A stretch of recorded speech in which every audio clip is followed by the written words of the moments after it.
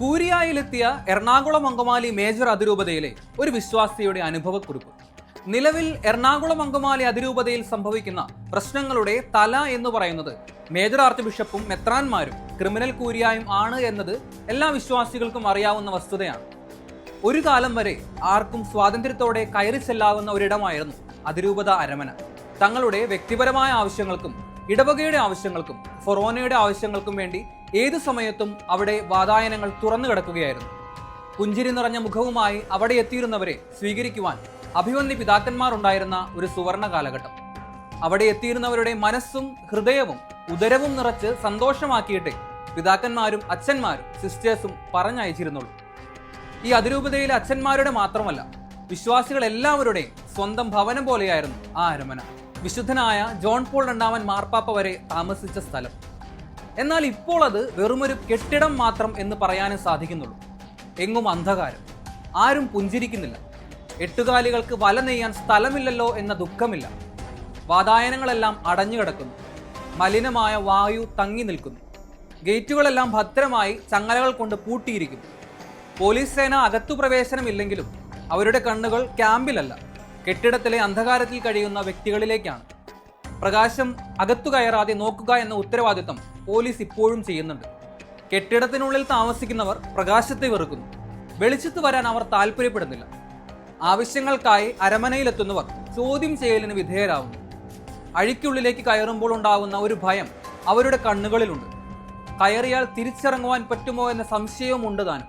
ഏതു വഴിയെ പോയാൽ വേണ്ടപ്പെട്ടവരെ കാണാം എന്ന് മനസ്സിലാകുന്നില്ല. കാണേണ്ട വ്യക്തികളെ കണ്ടാൽ വാക്കുകൾ സൂക്ഷിച്ച് ഉപയോഗിക്കണം. ഭയത്തോടെയുള്ള സംഭാഷണം. ചോദ്യം അങ്ങോട്ട് പാടില്ല. സാധിക്കേണ്ട കാര്യം നടക്കണമെങ്കിൽ അധികാരമുള്ളവരുടെ ഭീഷണിക്ക് അടിയറവ് പറയണം എന്ന അവസ്ഥയിലേക്കെത്തി. കുറച്ചു ദിവസങ്ങൾക്ക് മുൻപ് കൂരിയായിലെത്തിയ ഒരു വിശ്വാസിയുടെ അനുഭവം ഇങ്ങനെ. താടി വെച്ച ഒരു അച്ഛനെയാണ് കണ്ടത്. തന്റെ ആവശ്യങ്ങൾ അവതരിപ്പിച്ചു തുടങ്ങി. കൃത്യമായി പറഞ്ഞു കഴിഞ്ഞപ്പോൾ അരമനയിലെത്തിയ വിശ്വാസിയോട് അച്ഛൻ ചോദിച്ചു, നിങ്ങളുടെ ഇടവകയിൽ കുർബാന വിഷയമുണ്ടോ? ഇല്ല എങ്കിൽ സിനഡ് കുർബാനയ്ക്ക് വേണ്ടി ഏതാനും പേരെ നിങ്ങൾ സംഘടിപ്പിക്കണം. അങ്ങനെ മാർപ്പാപ്പ പറഞ്ഞത് പ്രായോഗികമാക്കുവാൻ ആൾക്കാരെ സമ്മർദ്ദം ചെലുത്തി പ്രശ്നമുണ്ടാക്കണം. അത് കേട്ടുകൊണ്ടിരുന്ന വിശ്വാസി പറഞ്ഞു, മാർപ്പാപ്പയ്ക്കും വേണമെങ്കിൽ തെറ്റുപറ്റാമല്ലോ. ഒരു വീട്ടിലെ അപ്പന് തെറ്റുപറ്റിയാലും അത് തിരുത്താനുള്ള ഒരു മര്യാദയല്ലേ? അതുകൊണ്ട് തിരുത്തുകയല്ലേ വേണ്ടത്?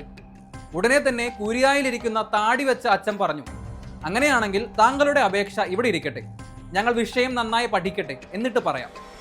അവസാനം ആ മനുഷ്യൻ പറഞ്ഞു, എനിക്ക് ഏതായാലും കുഴപ്പമില്ല, എൻ്റെ കാര്യമൊന്ന് നടന്നു കിട്ടണം, ഈ അപേക്ഷ എങ്ങനെയെങ്കിലും ഒന്ന് ചെയ്തു തരണം എന്ന് പറഞ്ഞ് അത് മേടിച്ചുകൊണ്ട് പോന്നു. ഇതാണ് അവസ്ഥ. ഇടവകയിൽ നിന്നും അരമന കച്ചേരിയിലേക്ക് അപേക്ഷയുമായി ചെല്ലുന്ന സാധാരണക്കാരായ വിശ്വാസികളുടെ അവസ്ഥ ഇതാണ്. ഇടവകയിൽ കുത്തിത്തിരിപ്പുണ്ടാക്കണം എന്ന് പറഞ്ഞു വിടുന്ന താടിവെച്ച കൂരിയ വൈദികൻ. അതിരൂപത വിശ്വാസികൾ ജാഗ്രത പാലിക്കണം. ഇങ്ങനെയുള്ള അതിരൂപത സ്നേഹികളെ അവിടെ വെച്ചുകൊണ്ടിരിക്കുന്നത് ഇനിയും വിഷയങ്ങൾ കൂടുതൽ രൂക്ഷമാക്കാനേ കാരണമാകുകയുള്ളൂ. ഭയമല്ല, ജാഗ്രതയാണ് വേണ്ടത്.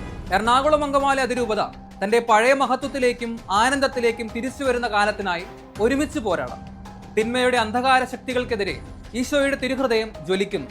ഒറ്റക്കെട്ടായി മുന്നോട്ട്.